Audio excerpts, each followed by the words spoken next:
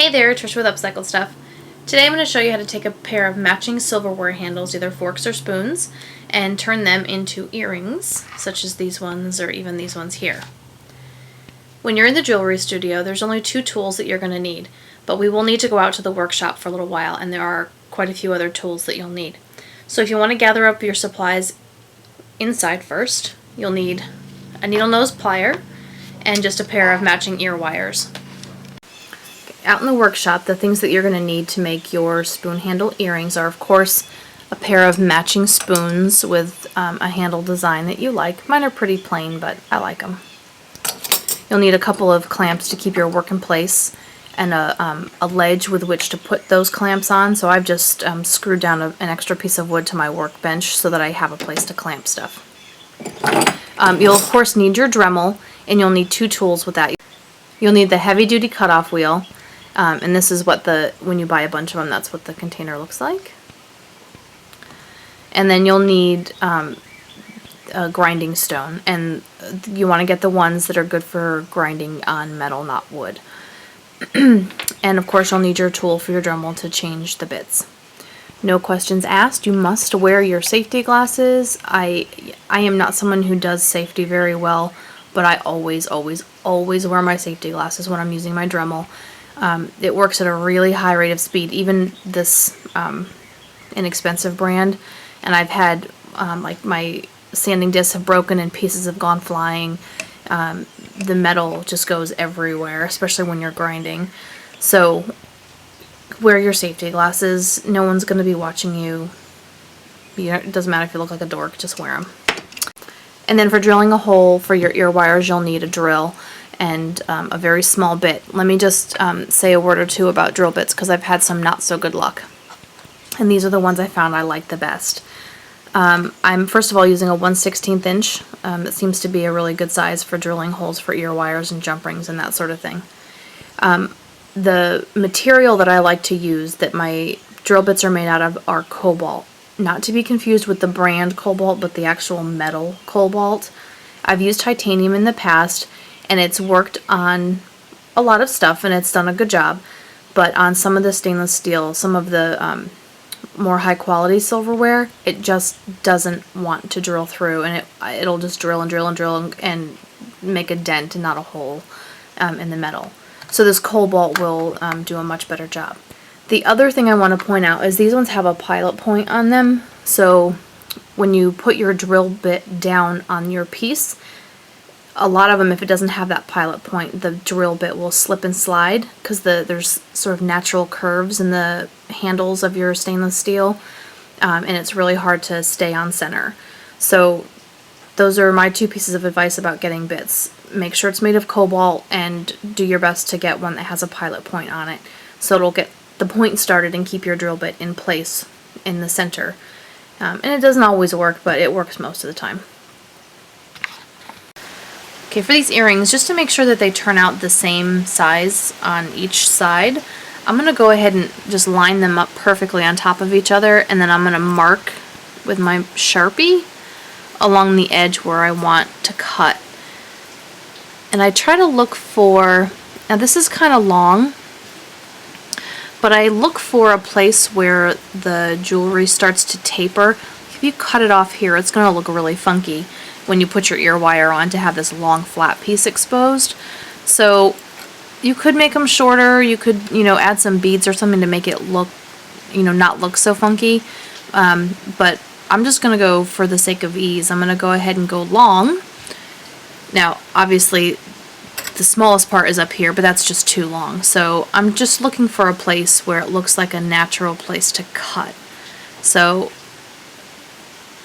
I'm going to cut at the bottom of each of those black marks. And again, later we can grind out any differences in height, but it's easier if we start with the same size. So let's get this set up. You're going to take one of your spoons, make sure that marker is hanging off the edge, and you can even go so far as to just bring this all the way down so you can clamp onto the spoon. And then make sure you have your high-speed or your heavy-duty cutoff wheel already loaded into your Dremel so that you're ready to go. Okay, once you have your spoon all clamped down, you're going to grab your Dremel and you're going to put it on a high speed and you're going to just make your cut. And then you'll do the same thing for your second spoon. So let's go ahead and do the first one.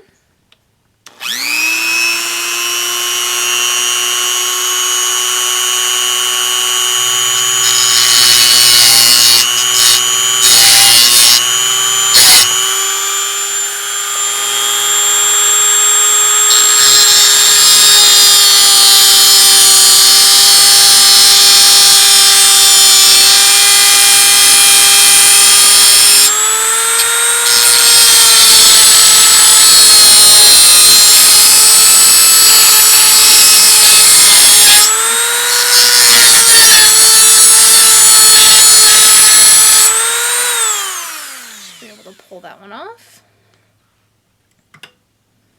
Alright, and then you can go ahead and do the second one. Now that both of your handles are cut, you can take them and line them up and see how much more work you have to do with the grinding stone. As you can see, I've kind of got a crooked line here, and this one's a little bit longer, the one on top. So I'm going to change out my bit for a grinding stone, and we're going to fix that up right now. So let's get these grinded down. So I'm going to take the one that's a little bit longer and I'm going to work with that one first. So that's the one on top. And I know that I have a little bit more grinding to do on that one because it is actually longer than the other one and not just rough. So grab your Dremel and put in your grinding stone. Put that baby up on high and let's grind that edge.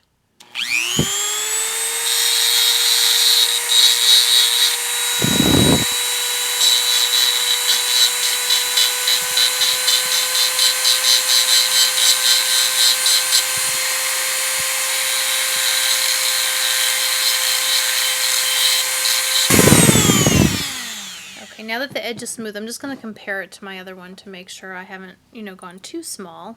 I don't want to accidentally overshoot it and then spend the rest of the day trying to even them out. Alright, so I can stand to go a little bit more because once I grind down that edge, it's going to be still longer than the other earring. So let's get this sharp edge straightened out so we know exactly how long we have to go.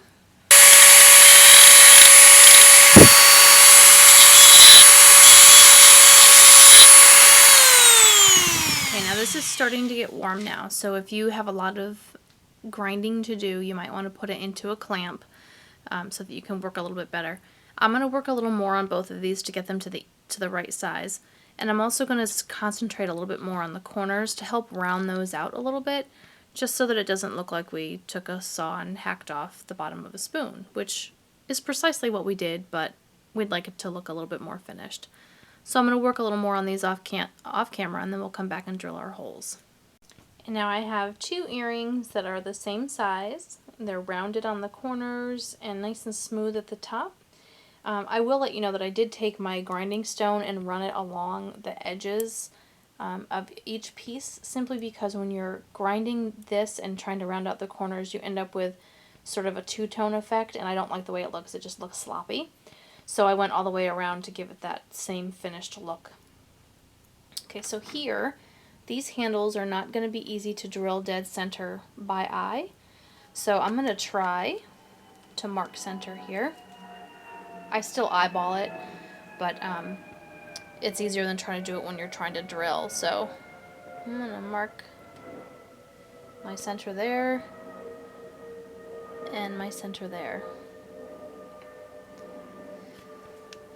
I'm going to grab my drill with my 1/16 inch cobalt bit in it, and I'm going to start drilling into this metal. It's going to take a little bit of time. The stainless is a harder metal, so make sure you're drilling on top of a wood block that you don't care about. This, like I said, is an extra piece of wood that I screwed onto my workbench, and when it gets too full of holes, I can pull it out and put another one in. You can see there's holes all over it.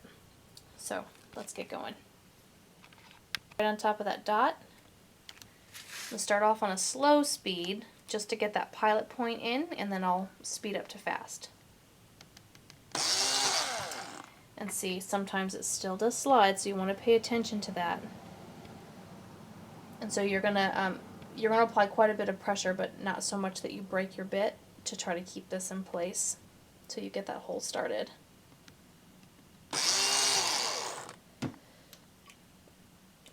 might take a couple of goes. There we go.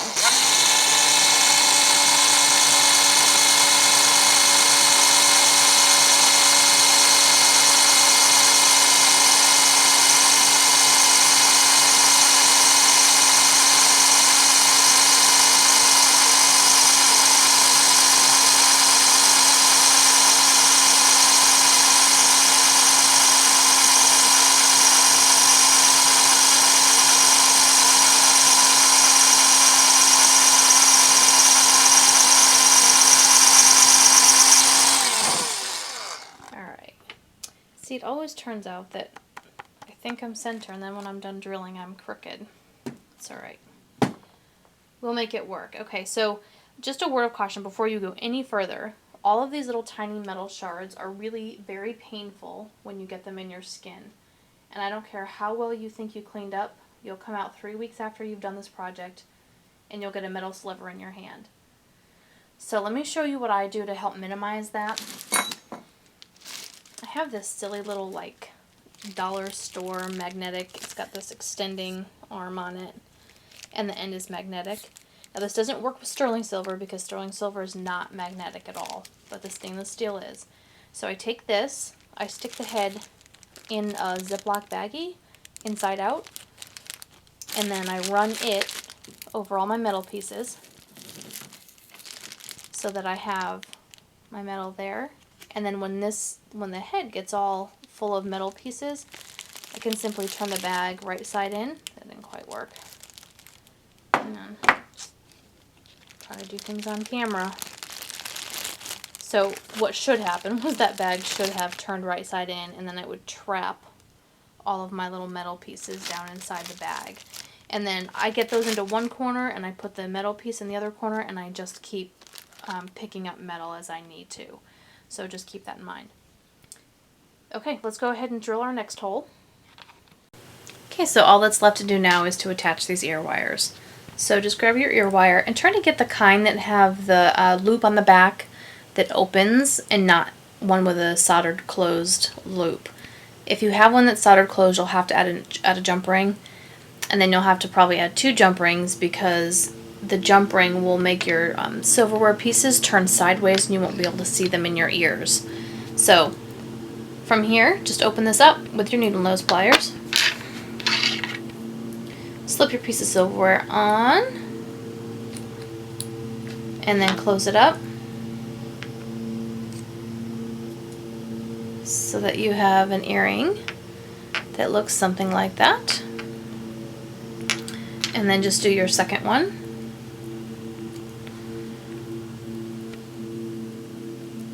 Pull it open, slide your earring on,